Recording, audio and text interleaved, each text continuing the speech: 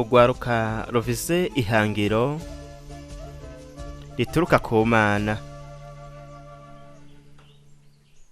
Dios te bendiga, Junior. Imana iguhezagire Junior Torres, nariko numviriza audio wandungikiye, Y estamos conscientes que kandi turazi neza yuko cane cane urwaruka en este tiempo pues muri kino gihe ko rufise ibigeragezo, urugamba rukomeye kandi rukomeye cane, sabemos la bendición tan nubwo grande que tuzi tenemos, umugisha nosotros ukomeye cane somos dufise, conscientes de eso, ivyo pero turabizi, ariko kandi conscientes de la lucha turazi n'urugamba ruhari mu rwaruka muri iki gihe ca que hay. Y nyuma, una de ellas, pues, kandi rumwe mw'urwo esa rugamba parte donde ni iki empiezan gice iyo batanguye gukundana no kurondera compañero, compañera, abafasha abagabo n'abagore, kuko ivyo ni ibintu bisanzwe.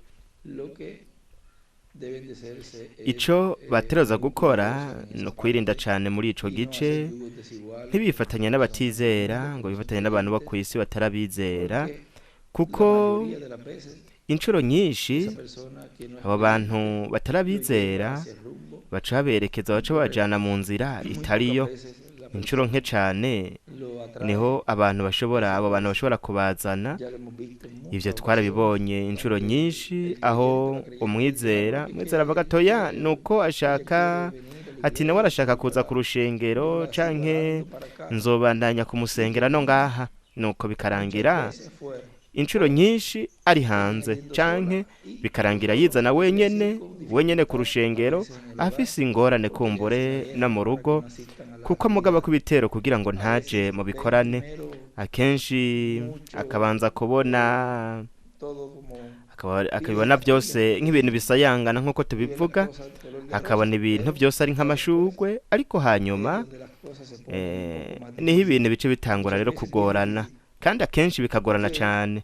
Kandi igice c'uko mu rushengero hoba umuryango wose, murindire hariho uburyo bw'itumatumanako, kandi aho muri Colombia hariho amakoraniro menshi, murashobora kuronka abagenzi benshi biciye ku mbuga ngurukanabumenyi no kw'iterefone, ndetse mwana bagendeye mu bikorane bidasanzwe. Ni ukuvuga yuko hariho uburyo bw'uko mushobora kugirana ibiyago, nuko mw'ico kirere hagashobora kuvamwo urugo, ukashobora kuronka umufasha w'umugabo n'umugore wo mu butumwa.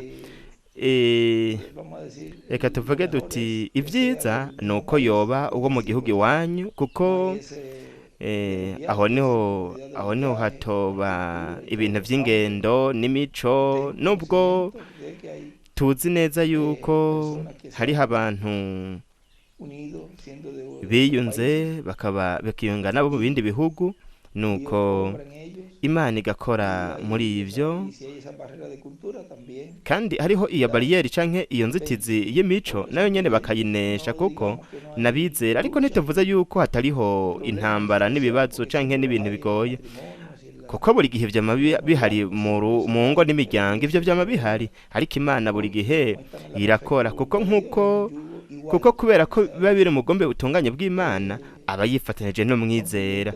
Rero bose barabizera uko ari babiri, nuko rero buri gihe Imana yama ibatorera inyishu, nubwo kandi iyo bifatanije n'abatizera naho nyene si uko Imana itabafasha, ariko baba bari mu bugombe bunyuranye, hakuronka imigisha yuzuye baca baronka igice.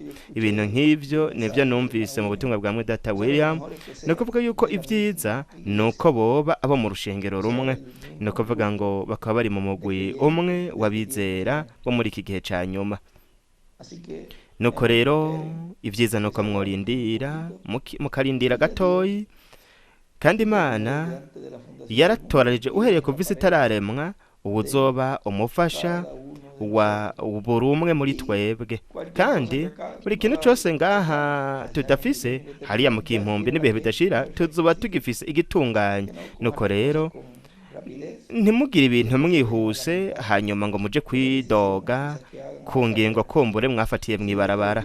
Nuko Imana iguhezagire kurinde, undamukirize Isaka mwene wanyu, undamukirize n'urushengero rwa hariya, kandi ese mwaguma mugomberiye ijambo ubutumwa, kuko hasigaye agahe gato cyane, kandi igihe dusigaranye dukwiye kugikoresha neza kugira ngo twitegure guhindurwa kwacu. Imana iguhezagire Junior, nditeze yuko nagufashije cyane. Ari ubutumwa bwinshi mwiza atawuriya amavuga ku kutifatanya n'abatizera, kandi nimba bataharimwo ko rushengero, hari amashengero menshi, ntimugire ikibazo, nta mabariyeri ahari ku bijanye n'urukundo. Imana iguhezagire, Imana ikurinde, ibarinde mwese. Ugwaruka ruvise ihangiro rituruka ku Mana.